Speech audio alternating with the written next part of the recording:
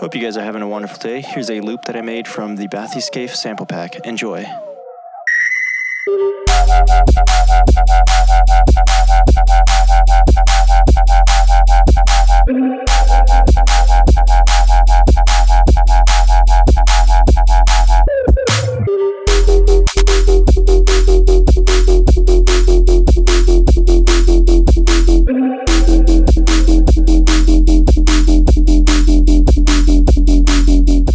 Hello everyone, my name is CalSounds, and today I want to show you guys how I made the Bathyscaphe samples. And so before I go on, I want to let you guys know that this sample pack is going to be available for free on my website, so if you want to go ahead and check that out, you can. And so pretty much what I did for the samples was use the sci-fi noise preset that we made in the last video, which is this video. And so I'll leave a link in the description for it. If you guys want to check that out, you can. But yeah, these samples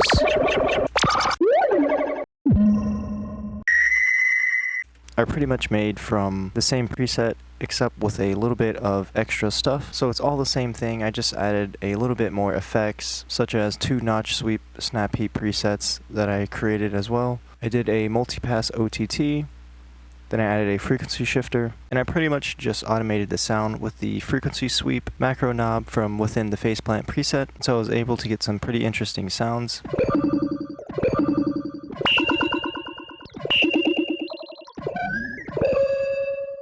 Oh gosh, that's like a weird bell noise. And so yeah, that's how I was able to get the samples for the sample pack. This is probably my favorite sample from the sample pack. Sample 16. And I also want to show you guys how I made this track really quickly. So I think the first thing that I started out with was a faceplant, and I have a whole bunch of like FX in here, some distortion, and OTT, frequency shifter, and just a bunch of other stuff as well. I was going to use this square wave, but I thought it'd be kind of cooler if I just dragged and dropped a sample from the sample pack. And so this is sample 4. And so I tried to make a wavetable out of the sample. Then I just separated each group into its own effects lane. So the sine is going to lane 1 and the sub is going to lane 2, and both are going directly to lane 3, just because I didn't want any effects on the subgroup. And then this macro knob actually really isn't doing much. I didn't even automate it, but it's just controlling the position of the wavetable, and I just left it at 1 frame. I'm going to go ahead and delete this LFO too, it's not really doing anything. And then this LFO down here is just controlling this frequency shifter of lane 1. And so it's pitching our signal up really slowly, even though there's like a downward slope here, it's actually doing the opposite. So it's coming from negative 154 Hz to negative 25 Hz. Then for the second part of that bass, I just duplicated the first faceplant preset, and then instead of the harmonic being at 2, it's set to 1. And so it's pretty much the exact same preset, just duplicated, and a few tweaks here and there. And then for the effects of the track, I just went ahead and dragged and dropped some samples from the sample pack.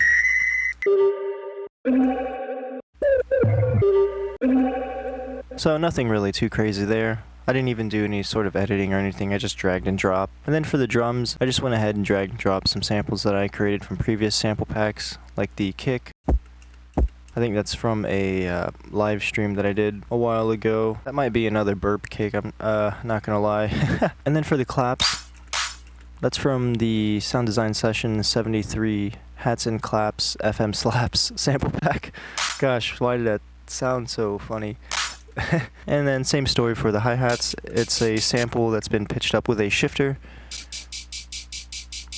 And that is pretty much it for the drums group. Then of course I want to show you guys this FX down here, the intro of the loop. That's sample 17 from the Bathyscaphe Wave sample pack. Man, I hope I'm saying that right. But it sounds like this.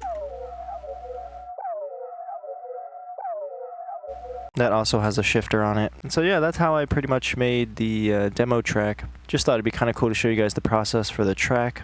And so like I said before, this sample pack is going to be free and available on my website. So if you want to check that out, you can. I hope you guys enjoyed, and I will see you in the next one. Adios.